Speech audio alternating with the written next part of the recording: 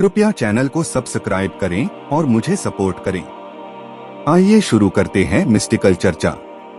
हिंदू धर्म में प्रत्येक दिव्य देवी देवताओं के अपने पशु अनुरक्षक होते हैं।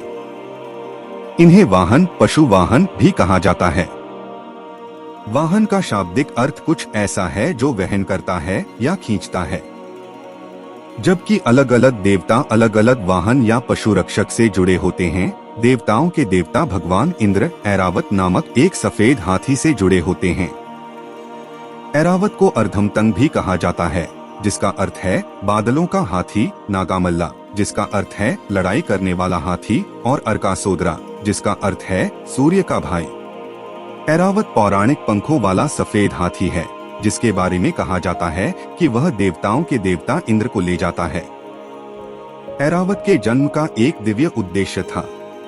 इस हाथी के जन्म की योजना इसलिए बनाई गई थी ताकि भगवान इंद्र का अपना एक जानवर हो जो उनके अनुरक्षण के रूप में सेवा कर सके। एक बार भगवान इंद्र ने सोचा कि उनको एक वाहन की जरूरत है। उन्होंने एक जानवर रखने का फैसला किया क्योंकि उन्हें अपने जीवन में होने वाली विभिन्न लड़ाइयों के साथ साथ देवलोक या अन्य जगहों पर होने वाली कई घटनाओं में आने जाने की आवश्यकता थी। इसलिए यह माना जाता है कि भगवान इंद्र अपने स्वयं के वाहन के अनुरोध के साथ भगवान ब्रह्मा के पास गए थे। इसलिए भगवान ब्रह्मा, जिन्हें सृष्टि के देवता कहा जाता है, ने भगवान इंद्र की इच्छा को पूरा करने का वचन दिया। भगवान इंद्र के जाने के तुरंत बाद भगवान ब्रह्मा ने गरुड़ पक्षी को बुलाया। भगवान ब्रह्मा ने दिव्य पक्षी गरुड़ को एक पवित्र अंडे का उत्पादन करने के लिए बुलाया। उनके अनुसार गरुड़ पक्षी द्वारा निर्मित यह पवित्र अंडा है जो एक हाथी को जीवन प्रदान करेगा। यह हाथी तब भगवान इंद्र के वफादार वाहन के रूप में काम करेगा। जैसे ही पक्षी गरुड़ को स्वयं भगवान ब्रह्मा से अनुरोध प्राप्त हुआ, वह तुरंत उस स्थान पर उड़ गए जहां भगवान ब्रह्मा रहते थे।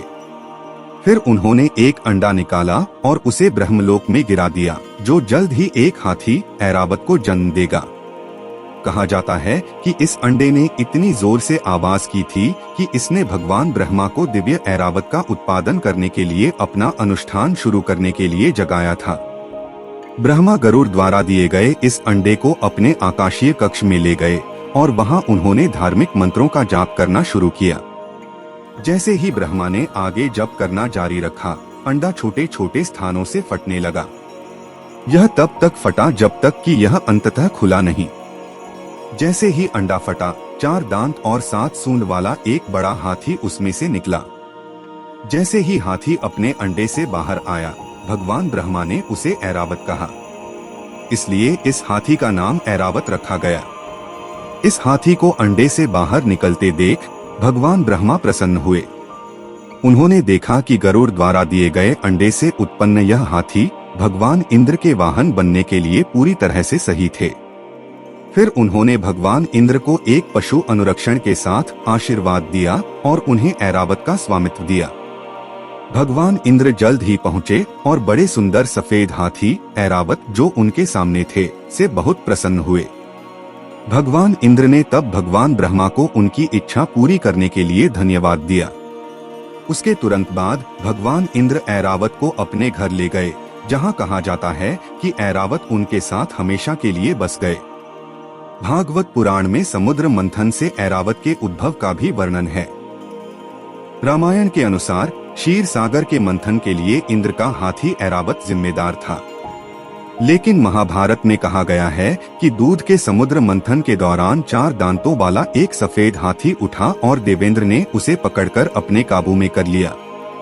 ऐरावत को लेकर इन एपिक्स में अलग अलग व्याख्या है। तो कैसा लगा आपको ये वीडियो? प्लीज चैनल को सब्सक्राइब करें और देखते रहिए मिस्टिकल चर्चा। धन्यवाद।